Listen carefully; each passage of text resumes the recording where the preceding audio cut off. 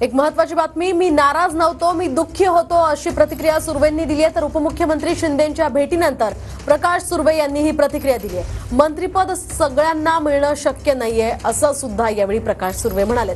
मंत्रिपदासाठी खरं तर प्रकाश सुर्वे यांचं नाव चर्चेत होतं, मात्र मंत्रिपद न मिळाल्यामुळे ते नाराज असल्याची चर्चा होती।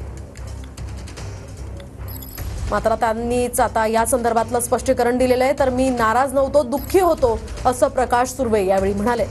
तर आदित्य ठाकरे आणि प्रसाद लाड, प्रवीण दरेकर यांची त्यांनी भेट घेतली आहे, त्यानंतर सुर्वेंनी ही प्रतिक्रिया दिली आहे।